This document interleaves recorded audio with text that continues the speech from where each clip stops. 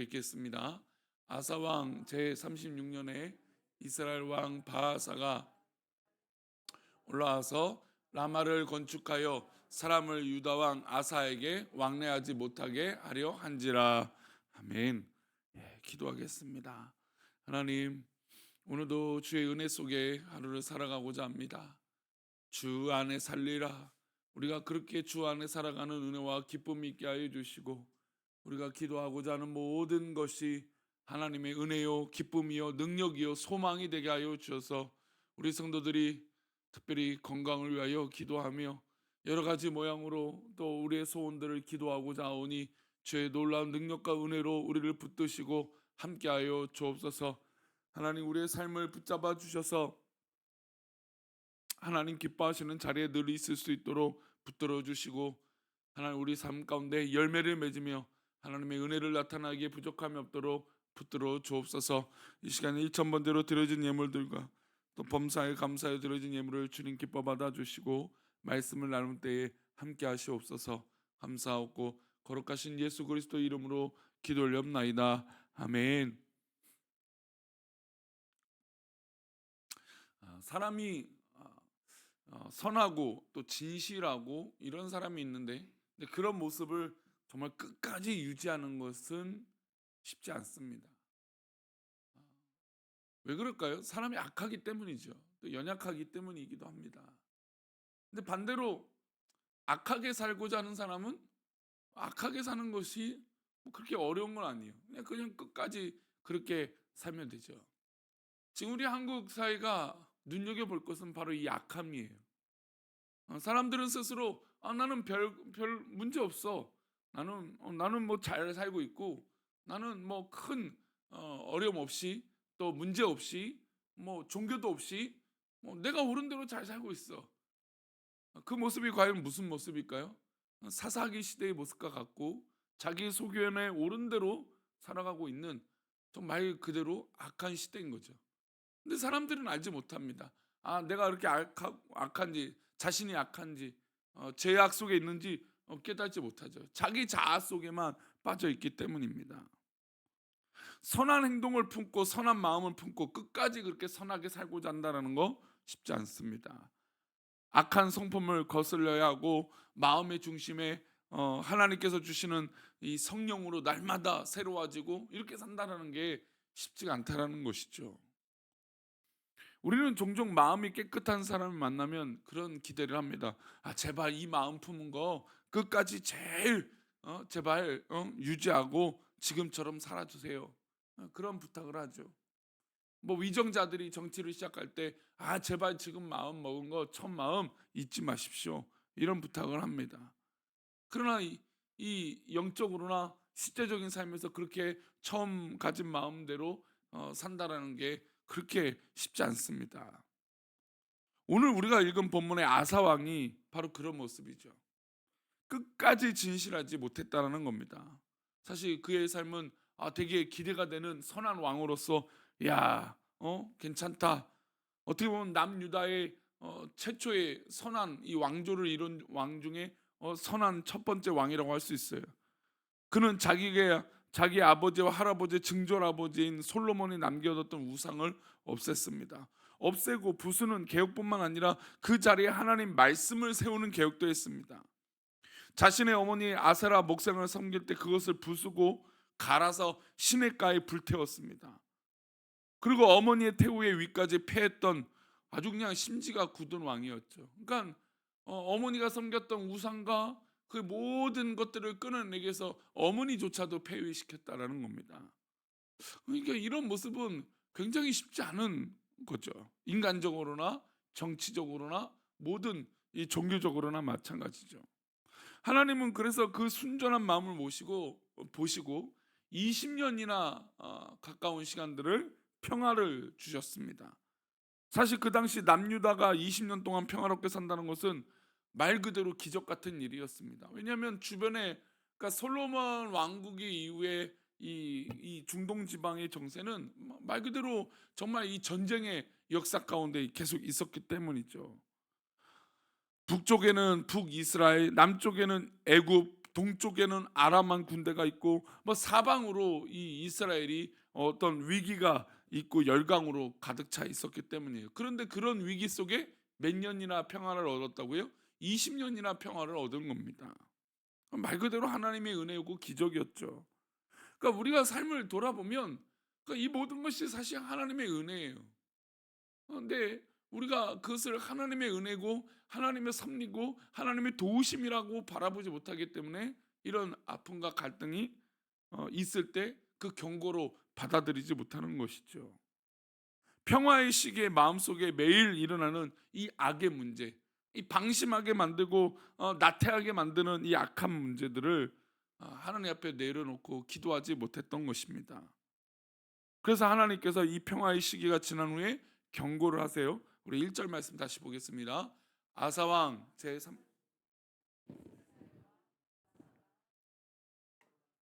라마를 건축하여 사람을 유다 왕 아사에게 왕래하지 못하게 하려 한지라. 북이스라엘 바하사가 베냐민 지파 경내에 들어와서 라마를 건축하려 했습니다. 라마는 지리적으로 굉장히 중요한 위치죠. 남쪽과 북쪽을 잇는 교통의 요충지고 동쪽과 서쪽을 잇는 상업적 중요한 요충지였습니다. 이것을 봉쇄해버리고 남북 도로를 막아버린 거죠. 북이스라엘 바하사가 내려와서 이것을 차지하여 남유다에게 큰 타격을 주려 했습니다. 이런 일이 일어났으면 누구의 경고로 깨닫는 거죠? 하나님의 경고죠. 하나님께서 무언가 말씀하시려고 하는구나. 뭔가 문제가 일어나고 있구나. 라는 것으로 깨달아야 돼요. 하나님 앞에 무릎을 꿇고 이 문제를 해결해 달라고 해야 되는데 이 아사 왕이 그렇지 못했어요. 2절입니다. 함께 읽겠습니다. 아사가 여호와의 전 곳간에 왕궁 곳간에 은금을 내어다가 다메섹에 사는 아람 왕 벤하닷에게 보내며 이르되. 지금 하나님의 경고와 이 사인을 무엇으로 해결합니까? 돈으로 해결하는 거죠. 지금 두 가지 잘못이에요. 첫 번째 말씀드린 대로 돈으로 해결하려고 했던 것이고, 또 하나는 어떤 것입니까? 하나님의 힘이 아닌 누구의 힘이요? 이 아람 왕에게 그 힘을 빌어서 도움을 요청한 것입니다. 그러니까 아상의 삶을 돌아보면 좀 납득이 되지 않죠. 그러니까 믿음의 사람들이 그래서 참 납득이 안 될 때가 있어요. 아니 이건 분명히 하나님의 뜻으로 해결하고 하나님 말씀으로 순종하고, 아니 다 그렇잖아요. 우리가 직분을 받고, 아니 목사의 직도 그렇죠. 우리 성도님들 직분도 그렇죠. 모든 면도 하나님 나라를 위하여 영광을 위하여 우리가 그렇게 쓰임 받겠습니다. 이렇게 하지만 결국 하나님의 경고가 왔을 때 그것을 하나님의 은혜로, 하나님 말씀으로, 하나님의 계획으로 받아들이지 못하고 자기의 옳은 대로 계속 판단한단 말이죠. 아니 우리 뭐 다 그래요. 다 그렇다는 거예요. 하나님의 계획과 하나님의 사인이 있을 때 그래 이건 하나님의 뜻이야라고 바로 무릎을 꿇고 하나님 앞에 물어야 되는데, 그렇지 못하고 그냥 아상 아니면 주변에 아니면 내가 갖고 있는 이 능력과 힘으로 뭔가 해결하려고 한다는 것이죠. 뭐 우리 한국 사회가 지금 그런 거 아닙니까? 서론에 말씀드린 대로 자기 옳은 대로 하는 거예요. 다 그런 거죠. 무엇이 하나님께서 기뻐하실지, 어떤 것이 하나님께서 좋아하실지, 하나님의 뜻일지, 이것을 우리가 깊이 묵상하고 그 뜻을 구해야 될 줄 믿습니다. 아사 왕은 라마를 건축하기 위해서 북이스라엘 바하사가 남겨두고 떠난 돌과 제목을 가져와서 자기 나라의 도시를 건축하는 데 사용해요. 우리 6절 말씀입니다. 함께 읽겠습니다. 아사 왕이 온 유다 무리를 거느리고 바하사가 라마를 건축하던 돌과 제목을 운반하여다가 게바와 미스바를 건축하였더라. 인간적으로 야비한 거죠. 왜냐하면 아람 왕의 도움을 받아서 이 바하사가 건축하려는 것들을 멈추게 했는데, 거기에 있던 이 모습을 가지고 자기 어떤 또 이 유익을 위해서 쓰는 것입니다.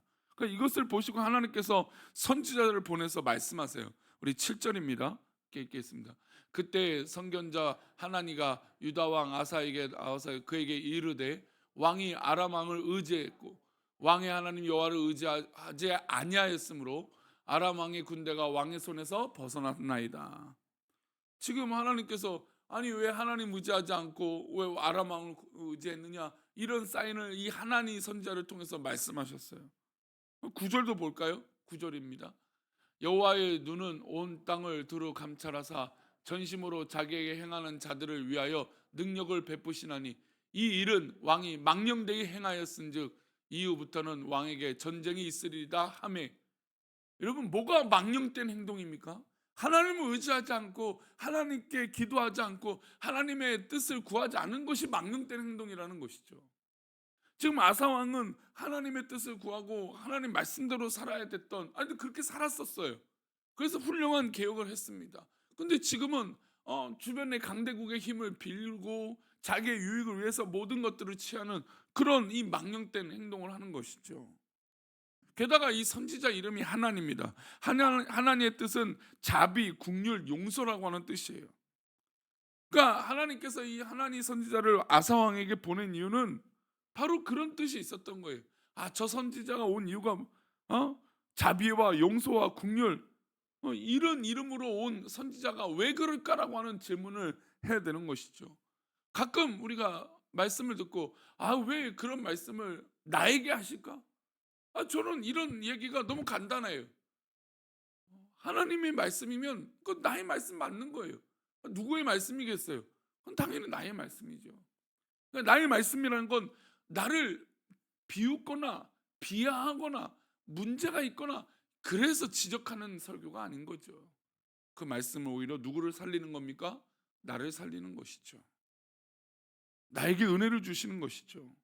지금 하나님 선지자가 자비와 용서와 긍휼이라고 하는 단어로 그에게 나타났습니다. 하나님 말씀으로 이야기하셨어요. 하지만 이 아사 왕이 돌이켰을까요? 아니에요. 이게 참 어려워요. 인간이 한번 이 고집과 어떤 자기가 옳은 뜻을 세우면 아무리 거대한 하나님의 뜻이 있더라도 그것을 깨닫고 뉘우치지 않는 게 바로 인간이에요. 하나님의 경고가 있는데도 뉘우치지 않습니다. 오히려 하나님의 경고를 무시하는 것뿐만 아니라 자신의 마음을 강팍해서 이런 행동합니다. 아사가 노하여 선견자를 옥에 가두고, 이런 거죠. 아니, 선지자를 옥에 가두고 그리고 백성들을 학대하기 시작합니다. 이렇지 않은 사람이었잖아요. 그래서 우리가 종종 보면 어떻게 저 사람이 저렇게 바뀔 수 있을까? 선지자를 옥에 가두고 바른 소리를 하는 백성들을 학대하기 시작합니다. 그가 한 번도 자신의 삶에서 악행을 행하지 않는데 하나님의 말씀을 돌이키지 않으니까 이런 일들이 벌어지기 시작합니다. 하나님은 그에게 기회를 주셨습니다. 그런데 그 기회를 발로 차버린 것이죠. 그래서 하나님은 그에게 뭘 허락하신지 볼까요? 12절입니다. 아사가 왕이 된 지 39년에 그의 발이 병들어 매우 위독했으나 병이 있을 때 그가 여호와께 구하지 아니하고 의원들에게 구하였더라. 지금 이 역대하 16장에 계속해서 강조되는 건 무엇입니까? 하나님을 의지하지 아니하였고 하나님께 구하지 아니하였고 하나님의 힘을 의지하지 아니하였고 이런 말씀이 등장하죠. 사람의 힘을 의지한다라는 거. 당연히 병들면 우리가 병원을 가야죠. 아프면 병원을 가야 되죠.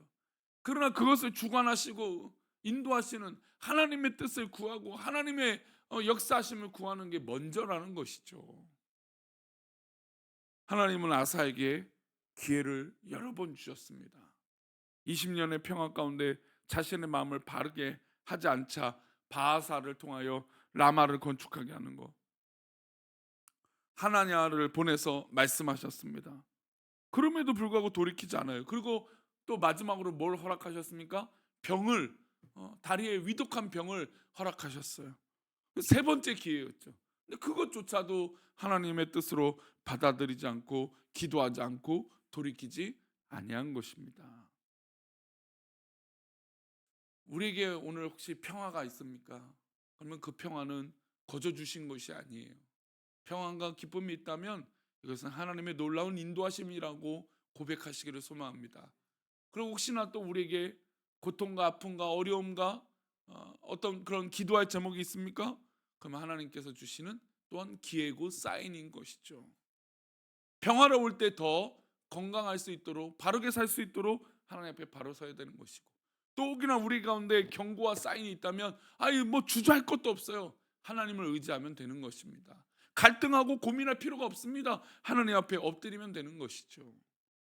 우리 인생에 평화가 있을 때 오히려 하나님 앞에 더욱더 개혁하고 갱신해야 됩니다. 혹시 우리가 미련해서 그렇게 하지 못할 때 하나님의 어떤 그런 사인이 있다면 정말 납작 엎드려서 하나님 앞에 기도함으로 승리하는 저와 여러분 되시기를 축원합니다. 기도하겠습니다.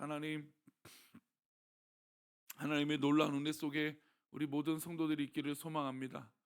우리의 모든 소원과 모든 것들을 아시는 하나님, 우리가 하나님을 의지하고 하나님을 찾고 하나님 앞에 기도하는 믿음의 삶이 되어질 수 있도록 복을 내려 주옵소서.